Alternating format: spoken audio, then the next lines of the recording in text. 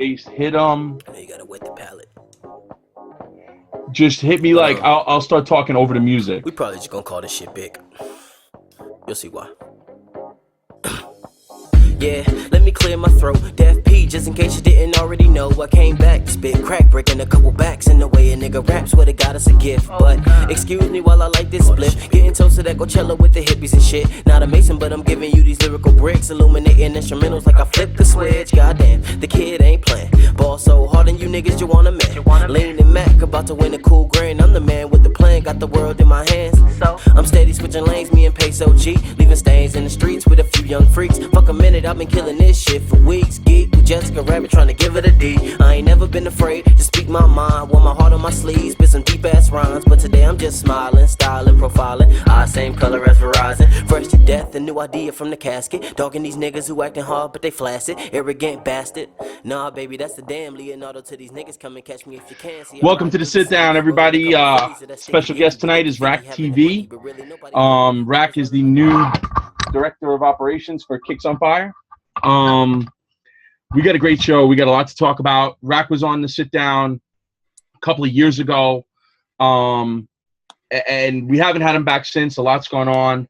We're gonna jump right into that. I hope you guys checked out Campless last week. I thought he was great. I thought Josh brought a lot of, to me, the come up in this industry is really, really cool. Whenever you have an opportunity, a story where you start from nothing and you work hard and you build, like I really dig those stories. That's kind of how I got my start and made my career in my life. So whenever we have that opportunity, and it was real nice to have Josh on and hear his story and hear his kind of his come. So if you haven't checked that out, please do. It's on my channel. You can subscribe, share the link. Josh's story is really, really a winning story. And we're going to transition from that tonight to Rack and what he's done. Before we get to that, I want to thank Cousins Brand for being a great partner and sponsor for the sit down. I know Rack's a fan of the brand as well. You can go to they have a ton of new stuff for the fall. You can go at checkout, type in the sit down code, and you get 40% off even on the new merchandise. So huge thanks to Cousins Brand. The link for that will be in the description for tonight. And without further ado, with all that stuff aside, Rack, welcome to the show. Back again after a couple years. Yeah, man. Good to be back and in better situation. And like you said, man, that Campless episode was awesome. So I want to take a second and congratulate Josh publicly as well. And I'm a little nervous about trying to follow that up. But I'm excited to be here, man.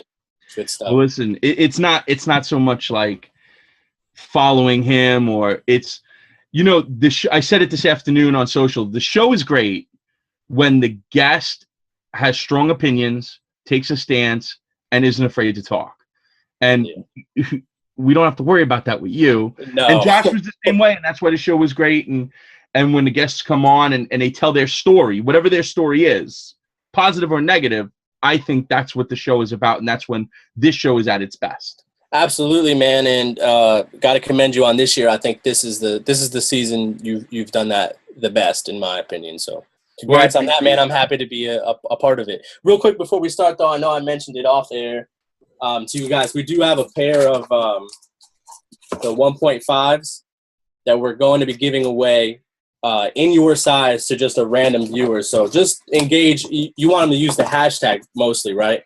Well, you can either the live chat or the sit down hashtag, either one. We're active in both, and we'll pick a live viewer, random, some point in the middle of the show, and we'll give the shoes away. Yeah, just to let you know they're there. And thanks to Lapstone and Hamburg for sponsoring. That's a personal relationship that doesn't have anything to do with Kicks on Fire. So I thought that was real cool of them. And they'll ship them out right on release day to whoever we pick. So just get in the conversation. I missed my opportunity to introduce myself as Dan. Oh, that's we'll talk about Kicks on Fire a little bit later. Yeah. That's one of those things where, it's just going to happen occasionally. And I'm glad that you were able to get a chuckle out of it. Actually, the whole internet seemed to get a nice little chuckle out of that. And we got that fixed real quick. And now he's very familiar with who you are. In fact, I'm sure he's watching. Well, that's cool. So I want to jump right in kind of, and talk about your ascension in the social platforms and in the sneaker world. Where I became familiar with you was in the very beginning, YouTube. You were like diving into the YouTube circle jerk. Yeah. You were a part of the, the super friends, endearing yourself to those guys to build your channel and to kind of put your video ability there. And then that went south. Yeah. Right. I think the way to best tell that story from my point of view is I used to watch sneaker YouTube, and those guys were they still very much are sort of the big names, and I would watch them, and I got motivated to join YouTube to do things that I thought might be more compelling or just better produced or whatever. And I think initially there was some excitement for that, and they were anxious. We were all anxious to be doing something together. Then I had real motivations, and I said it. I was vocal about it, about motivating the platform. I thought it was a great platform, and it could be better. We could do so much better. And the more I talked about better, the more I think those guys felt I was talking down on what they were doing. And that creates friction, and people can't. I'm not exactly the best friend of that group either. I think sometimes people can't separate themselves from their work. So for me to say that I thought that stuff sucked, or that I was here to try to make it better, which was very much an arrogant proposition to begin with, it created an impression of me that I'm not very proud of, but definitely didn't help those relationships. Well, your heel turn was like epic WWE style. It went from 0 to 100 in that you were like cool with all those guys, Secret Santa and shit, and then boom. Yeah, I was at the same time as that event was happening. I had spoken with some people who I really respected in the game, Fomer Simpson, Cousteau, and Nightwing, about doing like a co-branded thing that we were calling the Orange Circle, and the purpose was to lead people to each other's content and kind of set a bar for admittedly, it was, I was motivating it to try to set this bar for what I thought should be sort of like the standard for YouTube. And again, this is all very arrogant. This is not something I'm proud of. I just felt like it needed to be done. To this day, I feel like the platform could really use some kind of like almost like a standardization. But that created a lot of friction, and it made people uncomfortable. And the more I felt the, let's call it passive aggressiveness, the more frustrated I became. And finally I was just like, F this. I don't, who's got time for that? Who's got time to play, games with? Right. Well, I was a fan of some of those guys too. Mm-hmm. And when I was at Finish Line, I put some of those guys on. We were doing the Sneak Geek and some of the other features on the blog, and I put some of those guys on. Mm-hmm. And some of those guys have really parlayed that relationship to big stuff with Finish Line, and good for them for doing that. Mm-hmm. But as I continued to watch, I felt like it was the same over and over and over again, and the content was incredibly redundant. And when I began to say that, the same way I said that I thought it was good in the beginning, right, was the same way I thought it was redundant, then I was a hater. I mean, it was the stuff that motivated me to want to do YouTube at all, so I can't think of a higher compliment to pay those guys than they literally inspired me to do it. But right from the gate, I knew I didn't want to do those same things. And to this day, I've maintained that I don't want to do those same things. I don't do those same things. I've sort of conceded that I'm a horrible YouTuber. I'm 3 years in, and I have a very, very small audience. I suck at YouTube. I think that's pretty clear. But I'm definitely a respected creative.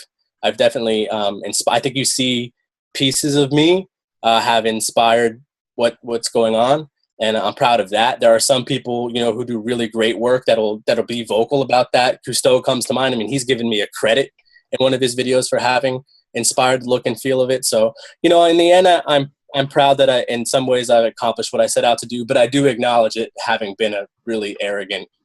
Well, you went from that to reviewing fakes. Right. Well, at the time, and then you became like the poster boy for fakes and befriended all the guys with the fakes.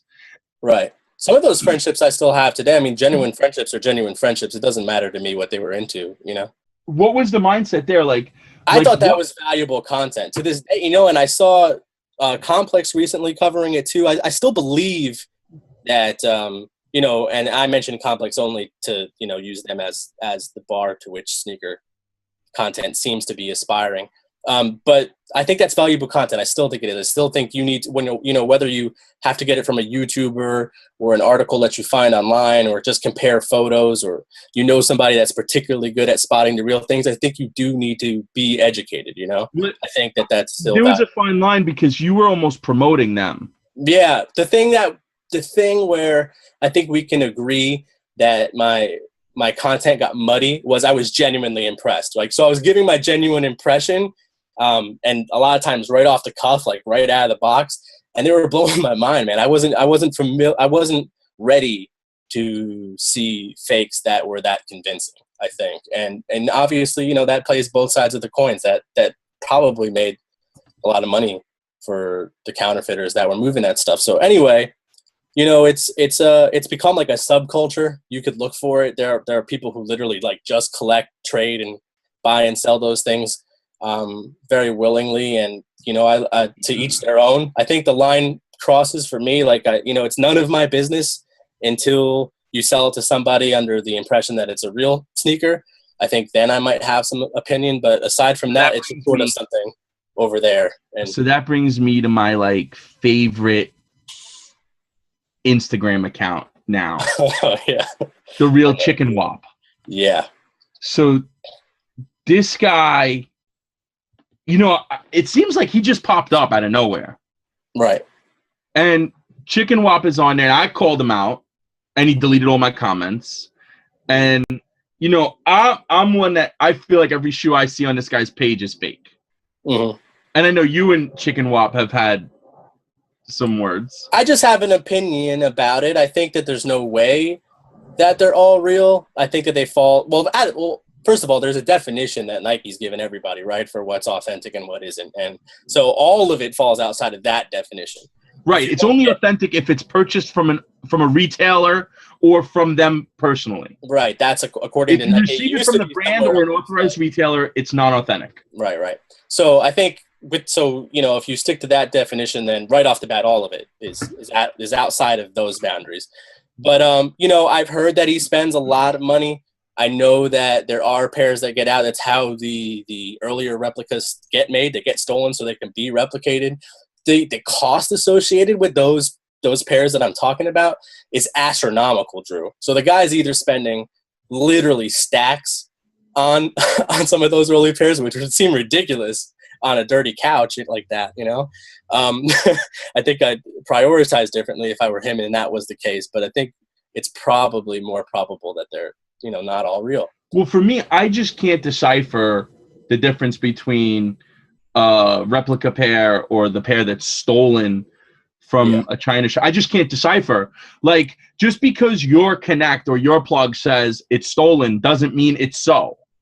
Well, yeah, here's the thing. All you need, the shoes are so good these days that all you need to do is plant a seed of doubt or hope in anyone to switch. If I started a brand new account that no one's heard of in secret tomorrow and posted fake sneakers, but just said that I'm a plug, but just said that they were stolen, that just said that I'm in China and I work for the company, I can create enough of a hope that they're real to carry me for a while, right? And just the opposite, I can hold up those shoes I just got from Lapstone and Hammer. They're absolutely 100% authentic, and somebody could just mention that I used to mess with fakes, or pull up an old photo of me holding one and create just enough doubt for several hundred people to doubt everything I've ever done, right? So I think that's kind of the situation that we're in now, is that, you know, they're really that good. And to that point, I think even more than ever, educating yourself about them and seeking out whatever kind of media you can, even if it means getting in their forums. They have, you know, subreddits and all kinds of little secret places on the internet where they discuss these things. Even if it means just getting in there and peeking around so that you know what to look for, I still think that's really important stuff. So transitioning a little from that stuff and what you did there to you, Mhm. Rack, as the person. And our relationship over the years has kind of had a couple of ebbs and flows in it. Right. And, you got a little bit of a rep, I guess, as being maybe a little two-faced or a little disingenuous, in that you start sometimes being cool with someone and then turn on them a little. And then you try and re-cool with them, like re-endear yourself. Like a couple examples jump off at me. So we were cool. Yeah. Right? Mhm. And like I even invited you to our party in the city. Jay and I threw a party. We It's a good invited time. you. Free drinks, right? It was a nice time.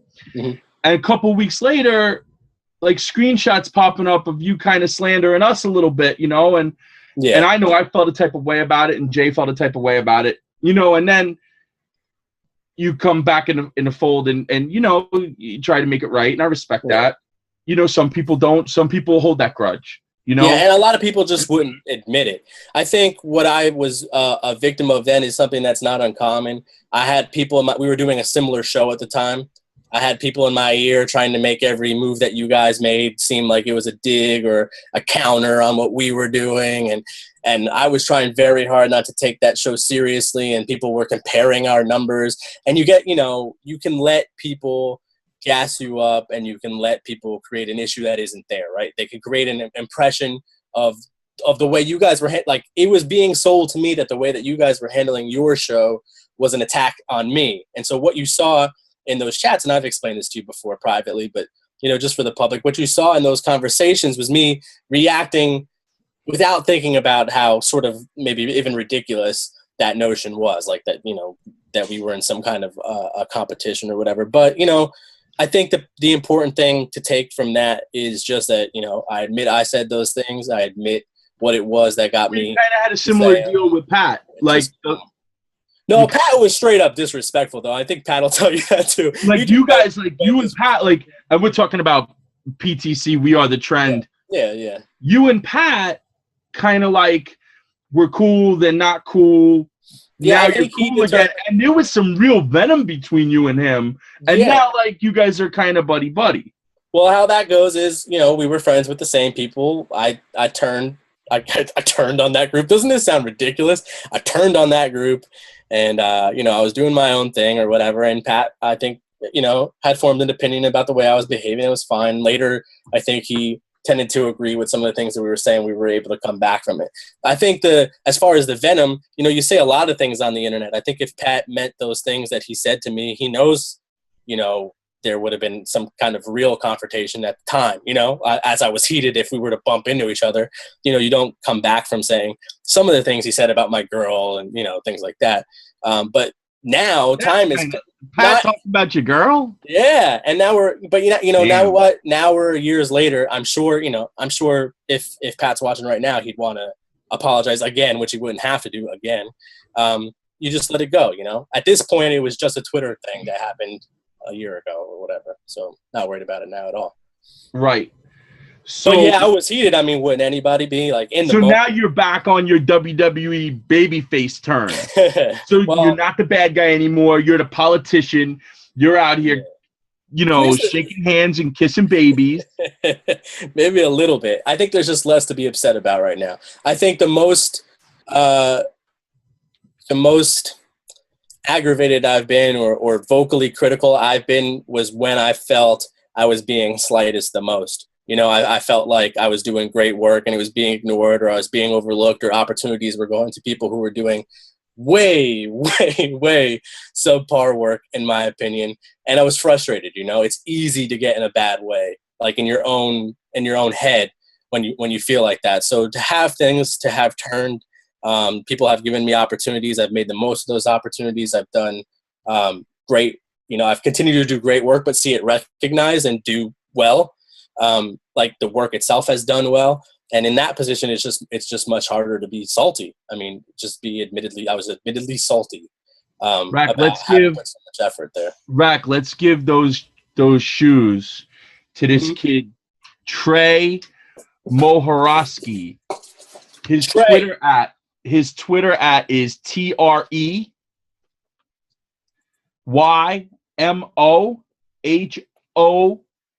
Roski.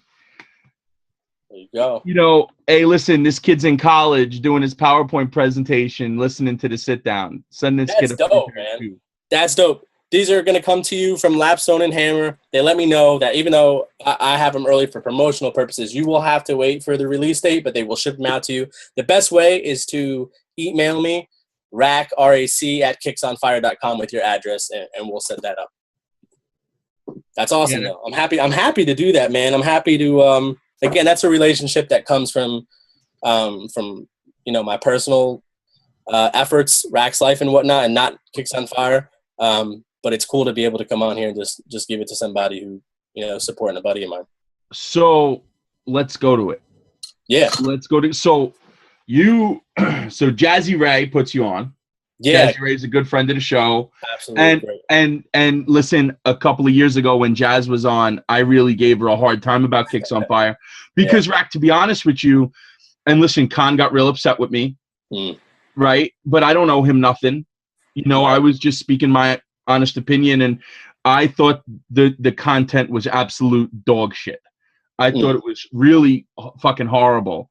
And you know, and I like Jazzy, and it kind of got twisted a little bit in that, well, you know, like, am I coming at Jazz or am I coming at KOF, and where's the fine line, you know? Yeah, right. But Jazz puts you on, and you start kind of writing and doing freelance work, and boom, you're running a show there. So now your task is to rescue that dumpster fire. That's the Don Drew way of saying it. And I mean that endearingly. Basically, Jazz, absolute all praise to Jazz for putting me on. She took a risk on me that a lot of people weren't willing to do. And then after she did, a lot of people were more than willing to get in my email box. So she saw something, and she deserves the credit for that. My early writing did really, really well. I got a lot of opportunity from that, and that you know, sort of started to take priority. There was some different audiences to reach and some different money to be made, and I went and pursued some of those things. And you know, then I got to have a conversation with Khan where, you know, he was talking about my real life. You know, he's the owner, for those of you who don't know. And in my real life, I've run startup companies. You know, I've been self-employed, and I've employed people, and consistently profitable and consistently growing companies for 10 years now. And I'm still pretty young to be able to say that. So I think Khan saw an interest, and we had a like-mindedness in the business aspects of the company and the opportunities there. And so the reason I'm not like an editor-in-chief or whatever, and shout out to Juan, who is our editor-in-chief, and I think does a phenomenal job. The reason I'm not that is that's not necessarily my business. I'm involved in the content in order to raise page views and things like that, but I'm very much managing the business of Kicks on Fire. So the opportunity, I think, is a great one, in that the blog space sucks right now. Nice Kicks is probably at their worst. Soul Collector and Sneaker News doing nothing epic. Sneaker Watch is really not even, I don't know if it's relevant. I like Ray and the Shoe Game, but they're not quite on that level. They don't have the viewership. And then there's Complex, which has always been my favorite, but is really going through a rough patch right now. Now, Joe LaPuma. Can I just real quickly just give my perspective on all those people, because it's a little bit different. Like I think Nice Kicks, and particularly George and Sid, produce phenomenal original content. Like I don't, maybe it's not for everybody, but I don't want to co-sign the thought that they don't. I like those guys a lot, and I like their work. And me and Matt have set aside our differences, and so I don't want to come off like I'm co-signing that. Sneaker News is always first to the punch. I don't know how you can deny them that. I mean, I wish we were half as fast as they are getting the news out. Joe LaPuma is my absolute favorite. His work with Complex is just, well, he's vowed to me. That's the fucking standard. He's vowed to me to bring Complex sneakers back. And you know, that's not something, you know, that's none of my business really. But LaPuma's work in particular, I'm a big fan. I'd love to pick his brain for a couple hours. Who else did you mention? The Shoe Game. I think the Shoe Game has the most unique voice, and that's something we really strive to do with Kicks. Yeah, I love what he does. They have a absolutely very unique voice. So I want to give props to all those guys. right, but now you're being like you're ball washing too much. No, because my position at Kicks on Fire is not to come and say like we're better, faster, stronger. I just want to do the job we're supposed to do. That's like my whole mission. No, but those guys, Rack, listen, those guys aren't doing epic shit. Those guys aren't breaking ground with great stuff. Like, I think you're being... No, but no one in the space is. No one in the space is innovating, if that's what you're referring to. Absolutely not. But I don't think that those people aren't doing anything good. They're doing good. Like those... So how are you going to beat them? But how are you going to beat them? I'm not as interested in beating them as I am in creating a relationship between a single reader and a particular author. That's my real goal, is that you can go see what Sid and George have done. You know, go see the latest episode of Sneaker Shopping. You're probably going to hear about this next release from Sneaker News before you hear about it from anybody else. I think those are, like, again, I identify what I think that those guys do best. But I want you to stop by for, you know, minor hoop game, major kick game that Todd has brought to Kicks on Fire. I want you to have an attachment to a particular piece of content or particular author. I want you to stop by and check out our features for the day. I want us to be producing content of a quality that it needs to be a part of your rotation. You but the reputation is, the past has been, the experience is that content is suited to 8-year-olds. Yeah. And poorly written articles, getting names wrong, just complete hack job sneaker writing. I think if you have that impression, there's probably not much I should say right now, except to go through anything in our featured section from the last couple of weeks and see if you still have that impression. I invite you to go check it out. I think we've done. Well, I've been looking at it now that I'm unblocked. I think, you know, but for anyone that feels that way, you know, I don't like, what am I supposed to do? Go and contact every single person who's ever visited the site and try to pick apart, you know, and rebuttal whatever qualm they've had? No, I can't do that. What I've done instead is put together a team that I'm really proud of, a content schedule that I think will really work, and it's there. I mean, go check it out, and we're continuing to do other stuff. So what's the vision? What's the goal? Like, what are you working towards? What kind of stuff are you trying to produce?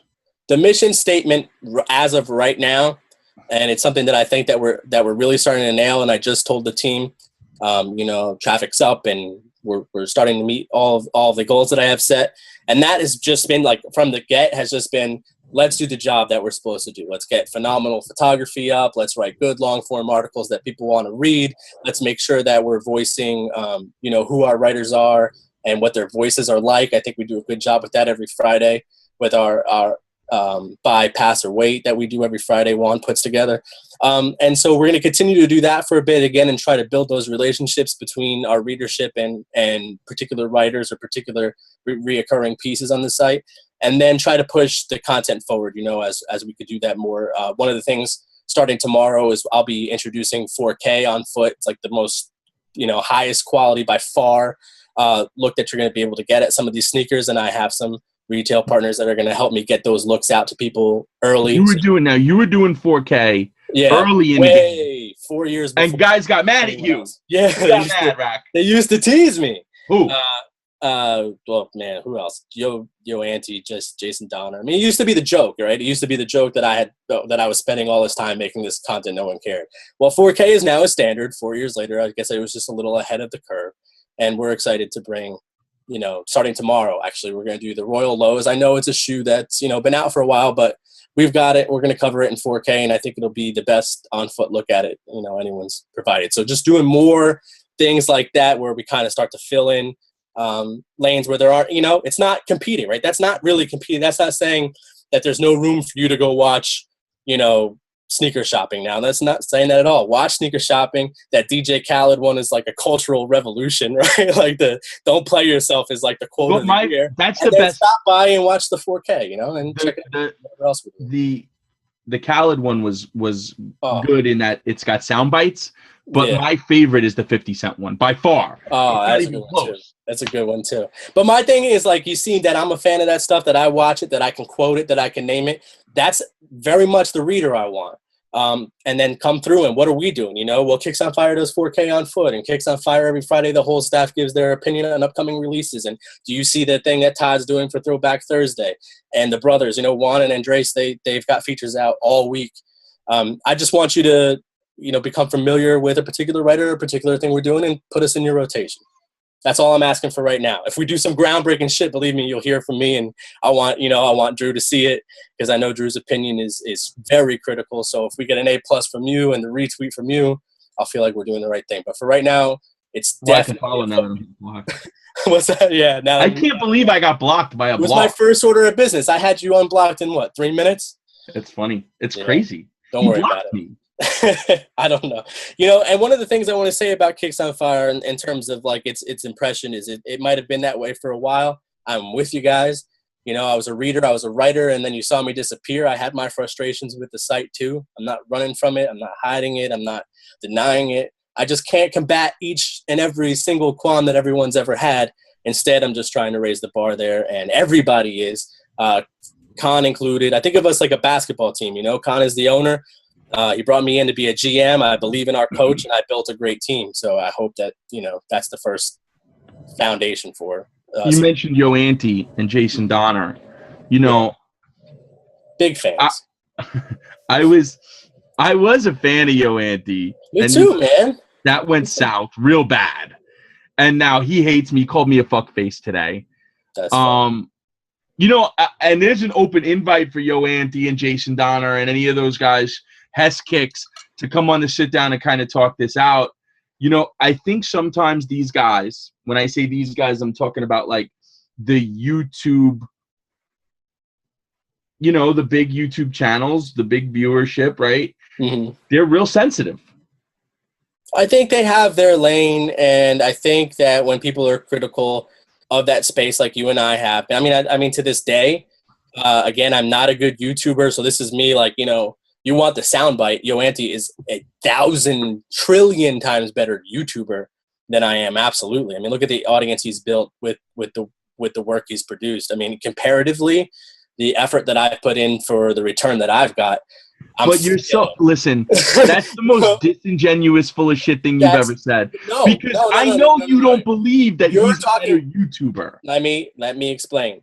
Creator, filmmaker, storyteller, sneaker personality, any other thing. No, absolutely. Come on. This fucking joke. He's not even a peer of mine, but a YouTuber engaging an audience and building a subscriber base and getting 14-year-old kids to be enthusiastic about wearing your face on their socks. He kicks my ass 100%. 100. So if that's his thing, you know, if that's his lane, if that's his space, I don't want to sit here and shit on that. He's the king of it. You can't shit on the king of anything. It's just not my space. He is not my peer. He's over there doing his thing, and I just like to leave him there. You know, just all right.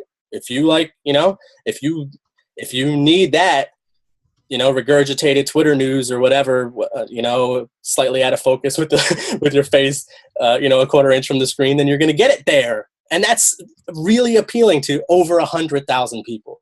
So right. I have nothing to say with my little 7,000 person audience. Rack's Life sucks apparently, as far as right, your audience, Rack, you're again downplaying. Your audience is millions because it Kicks on Fire. Yeah, my audience now is quite large. So speaking of YouTubers, you got the ultimate endorsement from Brad Hall. Yeah, I emailed Brad and invited him on to the sit down. He cordially responded to me and said that he would consider it and he would hit me back, and he never did. Mm. And then, you know, he's making videos supporting you. Mm-hmm. is this the okay? No. Where's that coming from? Like, how all of a sudden do you have a relationship with Brad? I mean, Joe swears he's not complex. I believe he's not complex. Who's behind Brad Hall? I can't tell you that because I honestly don't know, but I can tell you how it all came about. Brad joined Twitter, and I followed him only to find that I was the only person he was following already. So he joined Twitter and followed me. I am Brad Hall's first Twitter follow. So I imagined in my mind, whoever Brad is, I'll go ahead and entertain the idea that he's exactly who he presents himself as. If that's Brad, or it's an actor or a team or a PR team, like I would believe it is, they've been a fan of me, right? Apparently, I don't see why else you join Twitter and I'm your first follow. So I thought, wow, this is pretty neat. I tweeted about it. I got a pretty good response from my followers, and I just reached out to him and I said, hey, thank you, whatever. And he wrote back with a compliment. And a little while later, Rack's Life is small, but Rack's Life has a real like cult following. I mean, the people that are really in like that, it's not even 7,000. It's a much smaller number of my subscribers that are really into it. They can't wait. They install the app so they get a push notification from the Rack TV app. They don't want to miss anything. Shout out to them. I call them the Rack Pack. They're very fun to excite. And I thought to myself, this is dope to try to do these things. Every week I try to do something that they don't get to see or they don't get to do in their life in sneakers, and I think it's enjoyable and it's a good reflection of what I'm up to. So I said to Brad, hey, they love you. Our viewership are one and the same. Brad Hall is GOAT, Brad Ho is God. I'm seeing it in the chat as it flies by here. So I said, hey, just shout him out if you don't mind, if you have the time. And he didn't respond at all. He didn't respond for weeks. And I got back from that trip with Geiger in Pittsburgh. Shout out to John. And he had it in my email box. Just like, yo, I hope this is going to work. And it was exactly as I ran it. I didn't edit it at all. And it was hilarious in my opinion. And I hope the viewers appreciated it the way I did. I thought that was like one of the coolest things that's been on my channel. Because, like you're saying, because it's so well produced and it's this thing that no one really knows where it's coming from, to have it on my little channel was pretty dope. I thought it was crazy. So what are the moves? Like, where are we going from here with Rack's Life, with Kicks on Fire, and what Brad Hall might be Heat Copper. Sorry, I just saw Bay say that. He might be. I don't know where the hell Heat Copper went. That's a Heat Copper, man. They got Heat Copper. Shout out to Zaya X, man. Zaya X didn't let up on Heat Copper for like over a year, every day, laying into that guy. Like, even I'm really disappointed at how diplomatic you're being. You're a better politician than Jeb Bush. I don't. The country could use a better politician right now, but I don't have much to say that I haven't already said. You were such an asshole the last time you were on here. And it was like you were public enemy number one. But I'm so much. I mean, it's such a better place, though. We have to acknowledge that I'm not frustrated right now. If I make great content, I can put it in front of a great audience. I'm not in the same place. I hate to make an analogy to Kanye because it makes me sound like I think I'm not. But you remember him when he couldn't get his ideas off? What he was like? That was me a year ago. Like, I'm like, are you fucking kidding me? Your auntie's getting seated and da-da-da-da-da, and I'm over here doing whatever it was. I'm not in that situation anymore. You know what I'm saying? And it's like, it's really fucking hard to be mad about where I'm at right now.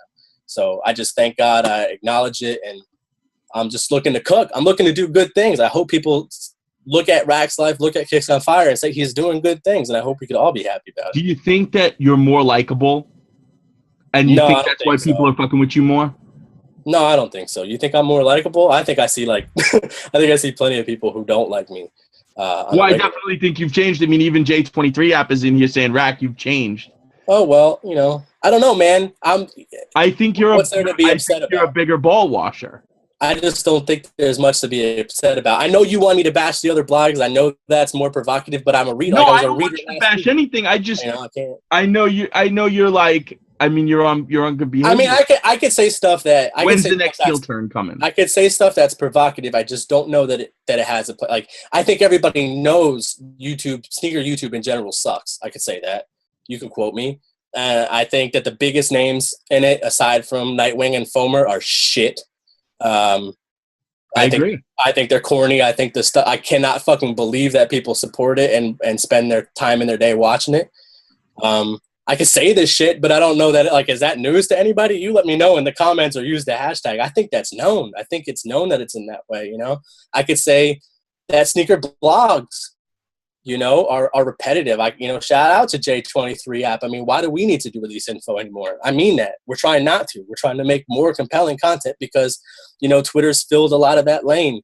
But I'm at work on it now, Drew, and I think that's the difference, Like you mentioned, my audience is huge. People throw around the word influencer. I influence I directly influence one of the biggest sneaker outlets every single fucking day. So I'm trying to do that. I'm busy doing that. I don't have time for, whether or not I think somebody's a goofball or not. I mean, they are. They absolutely are a goofball, but I just don't have time for it. Premier Kicks wants to know, this is a really dumb fucking question. He wants to know, what's your phone lock screen wallpaper? It's not that dumb of a question. It's not that anymore. I don't know. Put in the comments whatever episode of Rack's Life he's referring to. There's a subliminal in a Rack's Life episode. That's what he's referring to. But I'd rather people just go see it and see if they can figure it out. It was, for me and you, it was a Papa Gino's wallpaper that I threw up for a second. Okay. On one of the episodes. But yeah, you guys, you can check it out. I missed that, I guess. Just a little sly moment. See, I'm not all good. I'm not all smiling. I'm just having a good time right now. I'm in a good place, and I'm doing. What are some of the things? I hope I'm doing good things. You guys let me know. Rack, what are some of the things, since you've taken on the Kicks on Fire gig, that's really like frustrating? Like people. Oh my God. Give me some things, like, because people are going to hit you up and say, hey, can I write for you? Can I do this? Can I do that? And I know I've been in those shoes on a much smaller level. Yeah. With other projects that I've worked on. But immediately, as soon as I had an @Kicks on Fire email, it was, how do I get free kicks? I mean, like, immediately. I mean, like, in droves. Then since then, obviously, I've asked people, we're looking. Like, I made that analogy, Khan's the owner. I'm the GM. Juan is the coach. We've got a great team. I think, I recognized our role players in Juan, Andres, and Renz, and then I moved Rancel to just photography because I realized that he was strong there. Kind of think of him like as a wingman. We did really good in the draft with Todd. This is how I think about these things, right? With free agency, we signed Todd. I'm really excited about that. But I put out there that I want to find some undiscovered talent, and I want to give some people opportunities. One of them is a guy named Evangie that we're bringing on, who's just phenomenal. Wait till you guys see his stuff. I mean it. His stuff is really great. I'm really excited about having secured him. But in doing that, I've opened myself up, right, on social and said, like, just send me writing samples.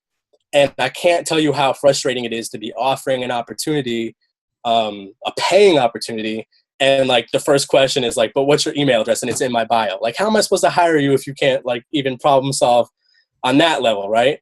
Then I open the email, and the first thing is like, so listen, these writing samples aren't the best. Oh, okay, then why'd you send them?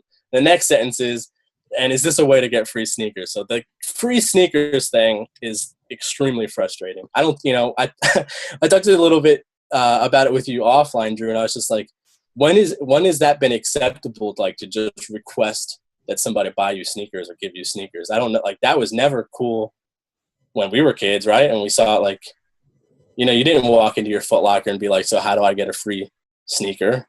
Like, if anything, maybe you thought in the back of your mind you could get the discount by building, like, a good friendship with the manager or whatever. You and I, we're from the era of showing up with donuts and coffee and whatnot, right? But that's kind of gone. Now they just, like, if I'm a Kicks on Fire writer, do I get free kicks? If I'm a Kicks on Fire writer, do I get to come to the MGK record release party you're going to next week?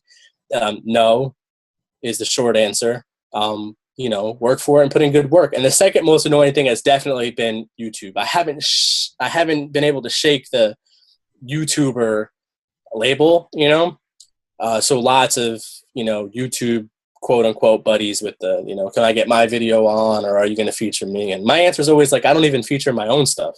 You know what I'm saying? Like, if it works for the blog and you do good work, we'll find it. One of the writers will find it and see it. If it works for a story, it'll get put in there. But we're not creating situations to put people on. You know what I'm saying? Like, even ourselves. Like, I'm not creating a column on Kicks on Fire that allows me to publish Rack's Life. It doesn't work like that. We're trying to build great content, and when it works to pull content from there, we will. There's an impression that blogs hate YouTubers. I heard that. That's absolutely not the case. It's not that way. But your stuff isn't just fucking awesome because you think it is, and now you can email me about it. You know what I'm saying? If it's awesome, find it. If it's awesome, well, I think having been fairly successful in business for my career, I think when your motive is ulterior instead of doing great work, Yeah. it shows. Yeah.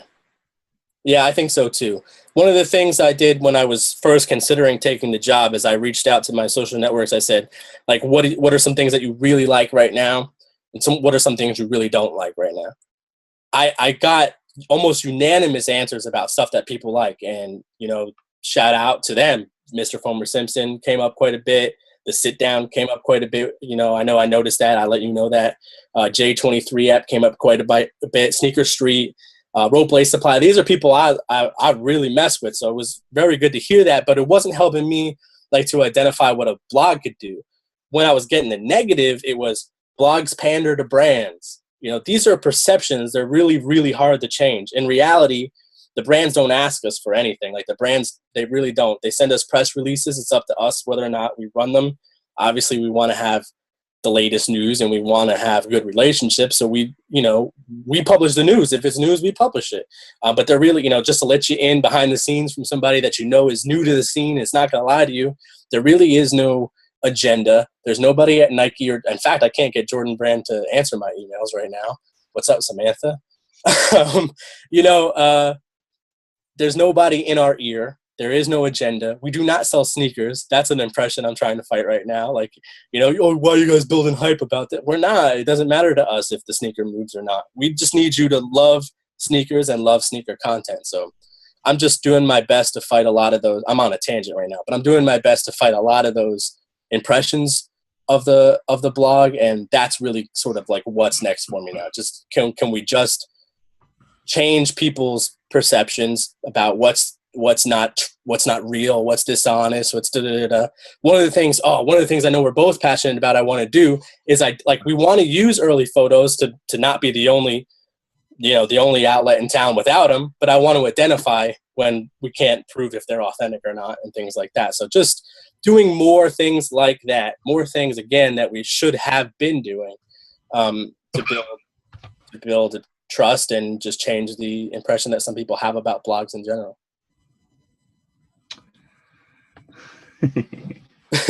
I don't know.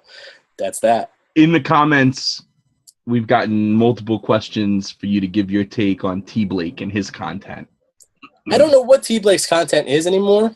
To be honest, I just really have. One of the misconceptions that people have about me and T. Blake is that I don't like T. Blake. I don't know T. Blake. This isn't like a me and Yo Auntie thing where we've taken shots at each other back and forth, and like now we have some reasons to not like each other, I don't have that with T. Blake. I think it's funny that 85% of his content's out of focus. I mean, that's really that's my one joke that I got that I keep going back to on T. Blake. I don't know. I think that T. Blake is in business, right? Like, doesn't he make money from sneakers, whether it's like affiliate link or he does some kind of consulting or something? I don't know. I hope T. Blake is getting money. It's always seemed to me that that's been his primary goal. So I just hope that he's doing that. I'd like to put T. Blake, same thing with Jason Donner and Yo Auntie and T. Blake. I'd like to get all those guys on the show and kind of ask them what is really going on over there. I don't know. I don't know, man. I just don't know them. I really don't know Jason Donner at all. In fact, I think I've seen one video of his ever in my whole life. I just know that he likes to call me a faggot a lot. It's like I don't think Jason Donner is bad, actually. I don't know. Better than some of the others. All I know about him is from the moment that I had he hates you. Issue. He hated me, and he loves faggot. Like, he's probably calling me a faggot somewhere right now. Well, let me ask. This is something I want to ask you. And T. Blake, I don't know nothing about, man. I just hope he's I always struck me that he was trying to make money. He was an opportunist. I hope that he's successful in doing that. Since you use that word, right, I wanted to ask you this question. One thing I've noticed in the sneaker social media is there's a lot of people that try and be something and someone that they're not. Yeah. And that's kind of what it's almost like they create a fake persona. And one of the kind of sub twists to that is a lot of people free with words like faggot, all the time. Like the N-word. Yeah. Real free with it and loose with it. Yeah. And they hide behind a computer. And I remember one time, I don't remember if it was like a lyric or something, you dropped that word. And I used it in a quote. And some people got upset. you think maybe there's a time where you could be free with that word, and maybe that's not the right look, or others? What do you? I think it's on a who gets that pass, right? In some communities, Puerto Ricans can say it, and others they can't. I've seen Filipinos say it frequently here and there, and in other communities they can't. Do Spanish guys say it or not? I think a person of color is a term the POC they throw around, are allowed to say it or not. I've never felt entitled to the ability to say it because I'm of mixed race or because I grew up in a country where I was a minority or anything. Like those are factual things about me. It's still, I've never felt comfortable saying it, I don't think I get a pass. I literally used it in the quote, and it is literally the punchline of the joke by Kevin Hart. So in that case, I felt okay. But if there was a black man, I think in that instance, for example, Sensei was really upset, Sneaker Sensei, Jay, whatever he wants to be called now, you should probably go by Jay, he was real mad. I would apologize to him in person. I think I would owe him that, you know what I mean? As a black man who might have been offended that I used it in a quote on a one-on-one, he felt personally, I would apologize to him personally. But at no point did I feel like I needed to make a retraction on Twitter or publish to the entire African-American race that I was sorry for quoting Kevin Hart. I mean, that's silly. So this is one of the comments from the chat. Rack, Can you explain your views on this YouTube sneaker thing? I know you kind of touched on it, but what's the good and the bad? I know you've said it's now us younger guys thing. Yeah, well, I think sneakers in general is their thing. I hope so, right? I mean, some of us, we can't shake it. We've been in it forever. Corgi coined the term, we've been there. We were there. What he said was, and I thought this was one of the great, he had a couple of really great quotes, but I thought that one of the best quotes that Corgi had was I was there versus I say I was there. Exactly. I think that's real, right? But I think that it's sort of like we built the gym. If you were there, if you really were there, we built the gym, we built the game. We need to get the hell out of the way. I think the players are a lot younger than us.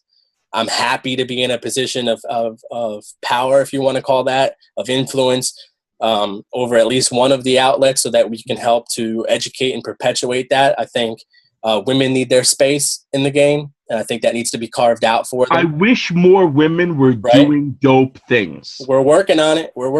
In fact, an international woman we're in talks with right now who does some great writing internationally in Germany. So we're doing cool stuff like that, and I think that's our place now.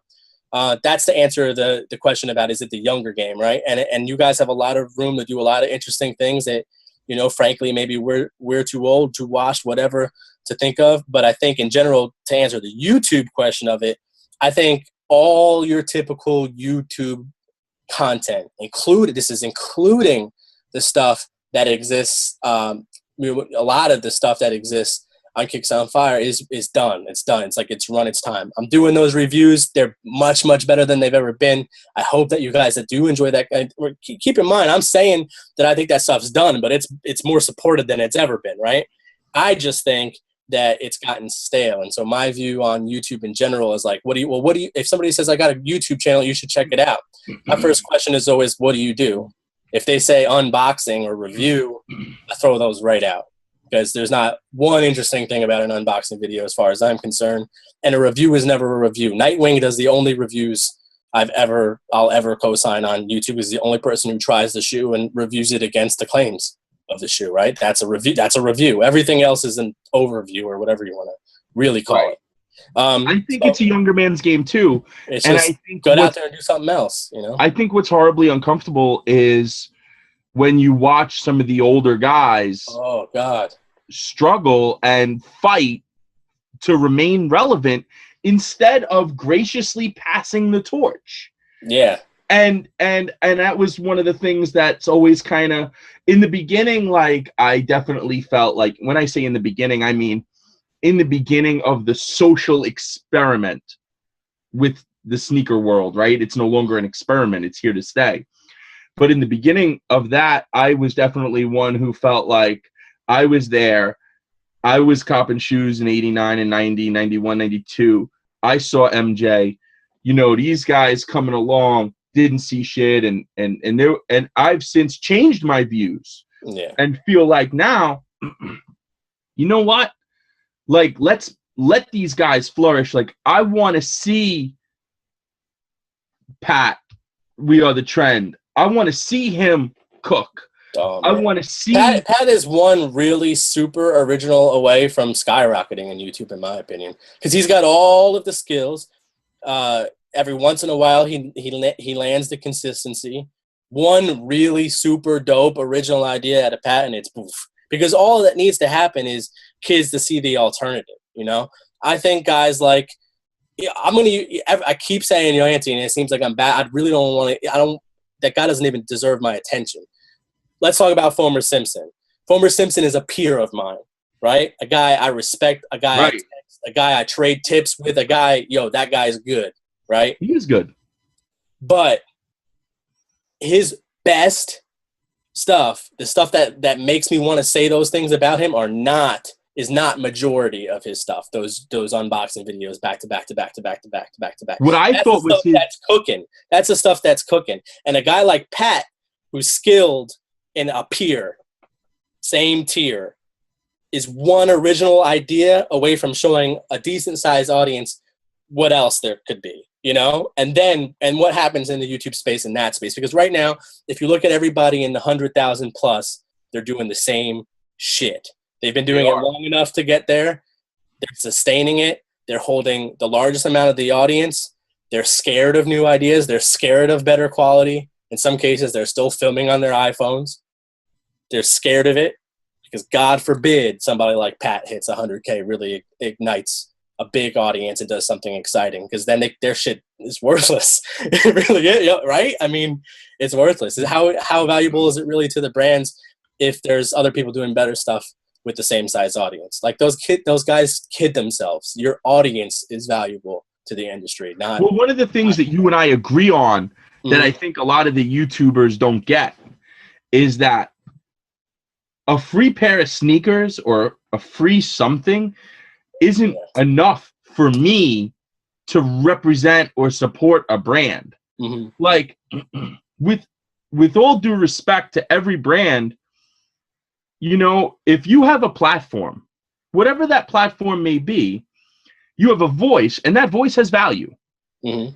And for years, I gave content away for free to Finish Line.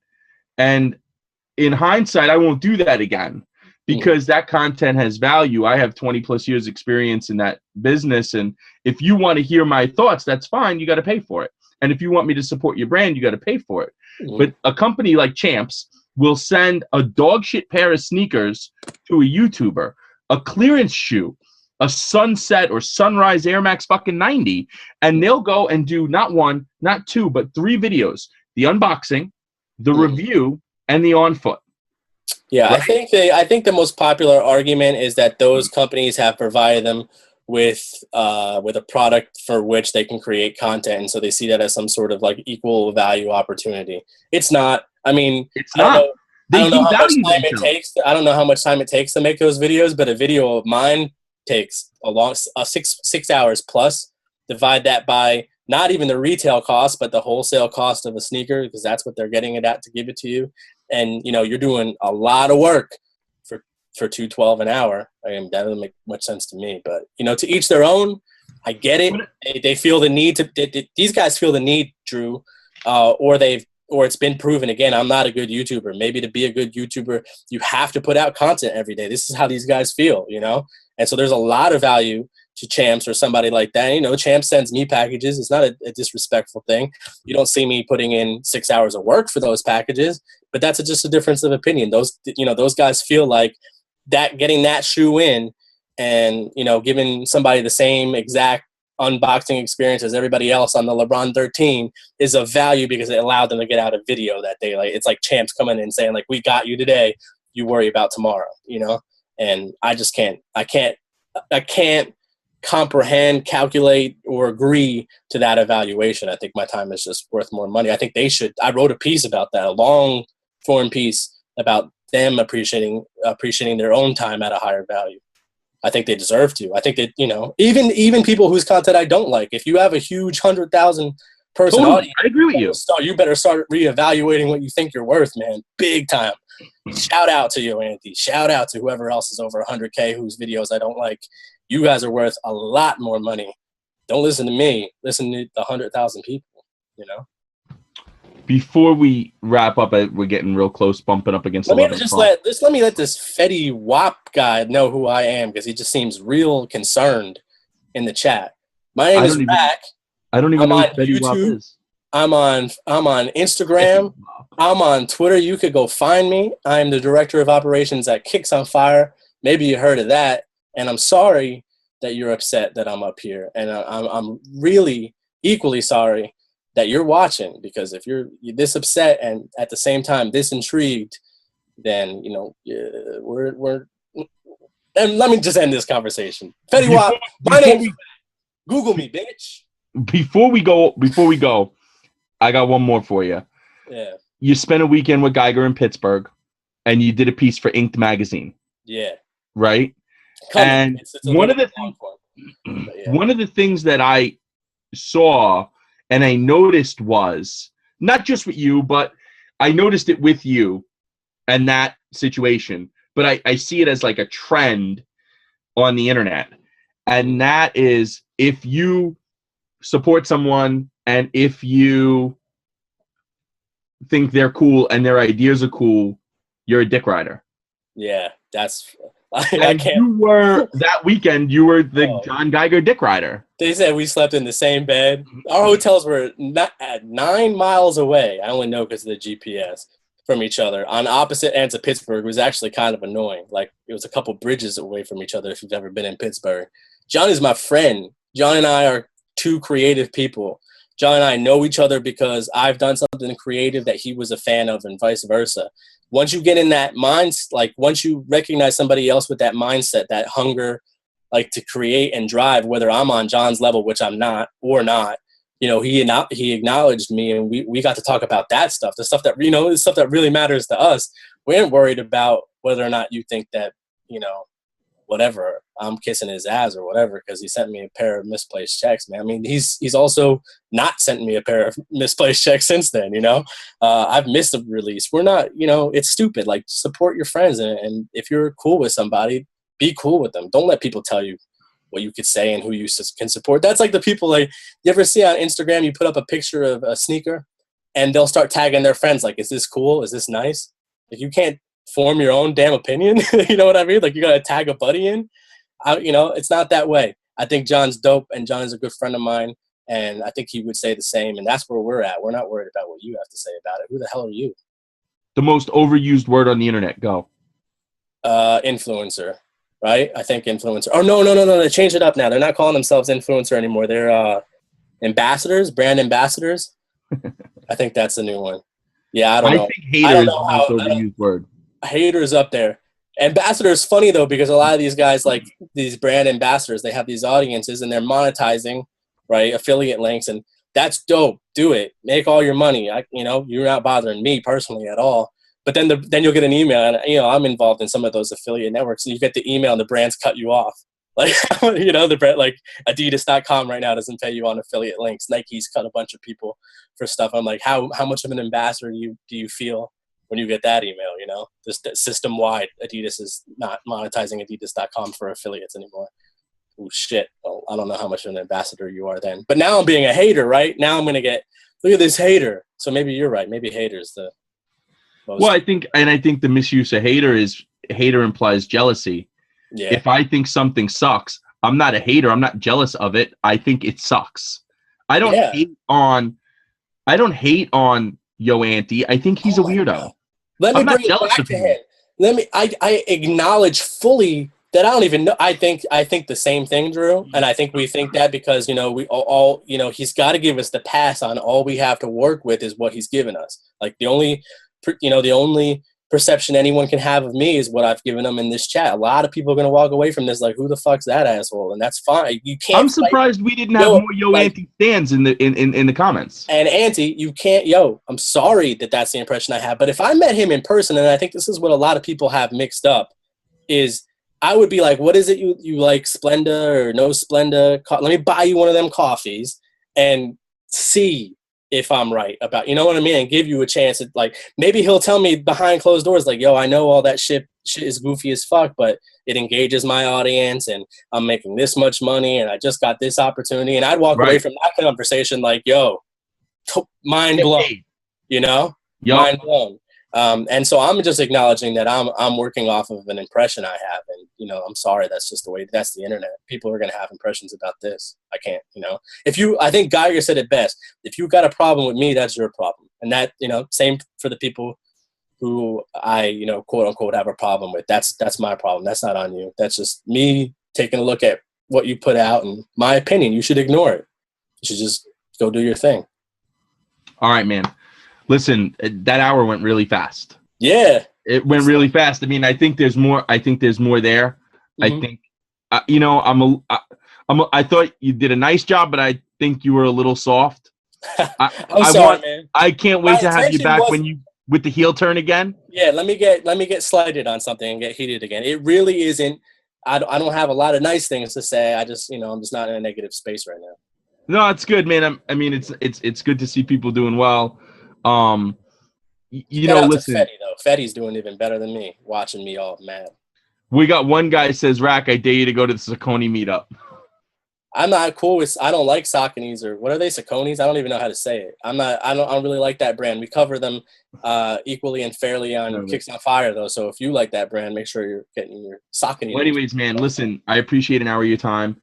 Good luck with Kicks on Fire. Now that I'm unblocked, I will check for it. Hey, just let me know rescue it. I do hope you rescue it from the trash, because that's where it's been. You know, listen, I think that there's a lot of opportunity. I think that the blog space is one where someone can reach up.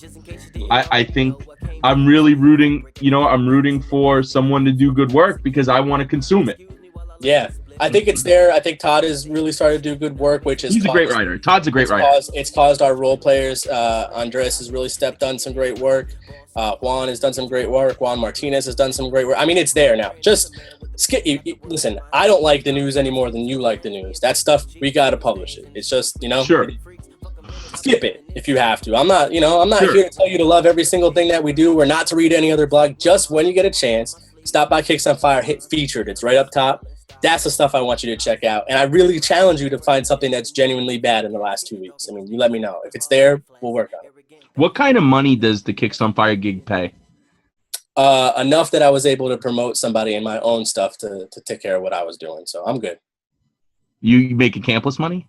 No one making campless money. That's the goal. That's the dream. Shout out again to Josh. You made it. You let us know we can make it, though, right? I mean. All right, Rack. You can do a good thing. All right, man, take care. Yeah, thanks for an hour. We're out. Thanks for watching, everybody. Sticky icky with Icky Vicky having a quickie, but really nobody feel me. Rappers running like Ricky. I'm so fresh and so clean, so with the bull you can miss me, crispy.